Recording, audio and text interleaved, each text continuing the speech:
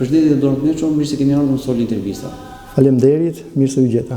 Kënaqësi. Mund të thuash diçka për karrierën tënde, se kështu e fillojmë ne. Bisedën për karrierën, pak a shumë pas shkollës.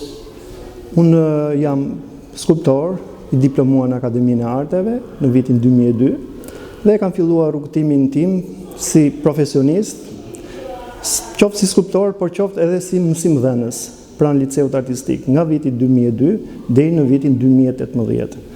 Për sa i përket krijimtarisë artistike, ajo është zhvilluar ndër këto vite me kërkesat tona në studio, por patjetër manifestohet edhe në aktivitete siç është rasti edhe i kësaj ekspozite. Si në rastin e ekspozitave personale, ashtu edhe në shumë ekspozita kolektive. Kam realizuar disa ekspozita personale, 3 në Fier dhe 1 në Tiranë. Kjo është ekspozita e 5 që vjen si një ekspozit personale, por në fakt në këtë rast është pak më ndryshe sepse është bashkë me mikun dhe artistin Erben Koliçi, një projekt ideuar para shumë kohësh që më në fund u konkretizua. Kjo ka emrin e tërë. Çfarë keni dashur të thoni bashkë? Kjo në fakt niset nga gjendja e ndërmjetme e kërkesës dhe gjendjes artistike, që manifestohet në veprat tona, por në fakt ajo është pjesë e çdo kërkese mendoj të çdo artisti, e dukshmja dhe e padukshmja, materia, po themi dhe gjendja shpirtërore si shprehje, por edhe si ajo konkretizohet, po themi përmes materialeve me të cilat ne punojmë. Këtu duket edhe tek dukshmja në fakt, se veprat tuaja pak a shumë janë edhe kështu në dimensione larg, afër, me hapësira poshtë. Cikli që unë marr pjesë në këtë ekspozit në fakt në vetvete tingullohet tingulli dhe forma, dhe merr inspirimin nga instrumentat muzikor. Ka të bëjë me tingullin, me tingullin po themi formal që mundohet pasaj të përkthehet në vëllime skulpturale, të cilat gati kthehen edhe në personazhe, po ti shikosh me kujdes. Kryesisht është përdorur materiali i drurit, materiali siç është metali dhe fijet, të cilat mundohen të krijojnë pikërisht elementin e ritmit. Atëherë, si mendon Edi, ka sot po themi ne hapësira aq sa duhet për artistët? Për shembull, një mendim, nëse një nga këto skulptura, po themi, miniaturë, është e vogël, mund të ishte një instalacion shumë i bukur në qytete të ndryshme, në Tiranë, në Fier, në Lufshë. Siç e thash, ky cikël që konceptohet dhe titullohet Tingulli dhe forma, në fakt janë kërkesa dhe janë të gjitha bocete për tu dimensionuar për skulptura parku, ndaj dhe unë e përdora termin vëllime skulpturale.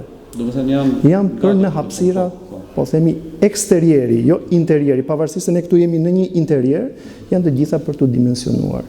Dhe patjetër që do të ishin shumë mirë në çdo hapësirë, po themi, parimisht. Sa mund shkojë, po themi, në një dimension.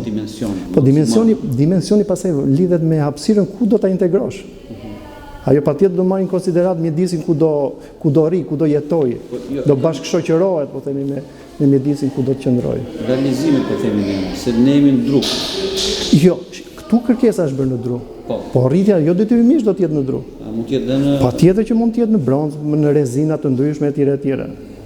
Domethënë materiali nuk e se të dikton. Ky lloj materiali është bërë për interior. Domethënë ka rolin e bocetit, por ka edhe rolin e veprës së përfunduar. Kur realizohet një vepër, më shumë nga që të orientohet publiku. Realizimi i një vepre të kësaj natyre, po themi, nga dru, kalimi në rezin, po themi, në dimensione 10 metra, 12 metra, mbase edhe më të mëdha. Si ndiqet nga autori? Ajo pastaj varet nga, po themi, nga teknika specifike. Me që po flasim për rezinën, ajo mund bëhet, po themi, duke e modeluar, që mund të jetë argjila, mund të jetë polisteroli, duke i marrë ato që ne i quajmë pozitivi dhe negativi dhe duke zhvilluar formën. Në qoftë se shkojmë drejt bronzit, bronzi ka, po themi, teknologjinë e vet, i cili realizohet në fonderi dhe kështu me radhë. Kështu që ka specifika nga rasti në rast. Atëherë diçka çfarë mund thotë Edi për edukimin e të rinjve sot, meqense jeni dhe afër tyre? Aktualisht unë jam mësues i skulpturës në Liceun Artistik në Tiranë, Jordan Misja.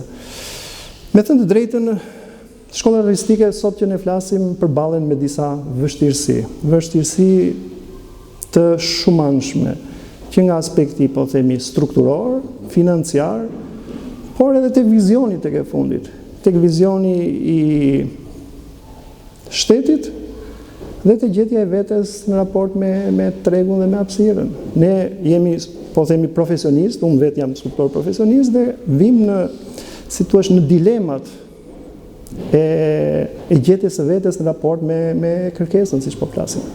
Pra, sipas jush është një profesion i paguar pak apo do duhet që shteti të jetë shumë i vëmendshëm. Sidomos tek të rinj, të cilët kanë një rrugtim shumë të gjatë për të bërë derisa të vinë për të krijuar atë vetdijen dhe vokacionin e tyre si artist profesionist.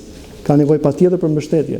Publiku për shembull, e njeh sa duhet skulpturën shqiptare nga Odisë Paskali. Skulptura, për fat keq, në Shqipëri është edhe më pak e lëvruar dhe më pak e njohur se sa piktura. Po të shikosh edhe në përsheshje, ne kemi kryesisht skulpturë historike, që patjetër ajo ka nevojë dhe bën rolin e vet, por patjetër ne duhet kalojmë edhe tek skulptura lirike dhe skulptura, po themi, e parku, skulptura e lirë, me që po flasim, po. E cila mund të jetë me trajta abstrakte, po mund të jetë edhe me trajta figurative, varet nga artisti si e lëvron.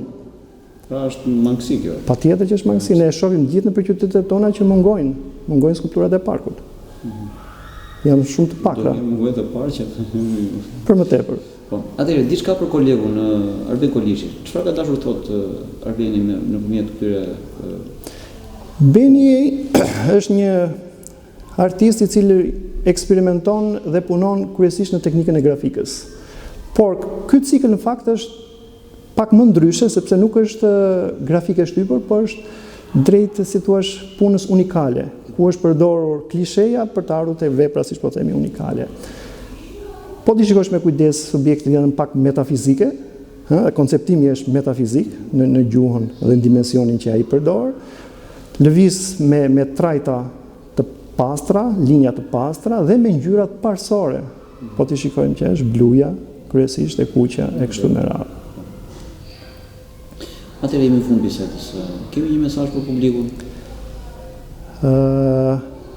Sa më shumë përkushtim dhe hapësirë për të ndjekur ekspozitat, dhe jo vetëm ekspozitat, po themi, të artit, po gjithë artin si proces, se këtu nuk mund të shkëputemi kurrë edhe nga muzika, nuk mund të shkëputemi kurrë edhe nga teatri, nuk mund të shkëputemi kurrë edhe nga letërsia, sepse ato janë një shtëpi e madhe ku, po themi, arti pamor është një prej dhomave për ta ushqyer këtë shoqëri.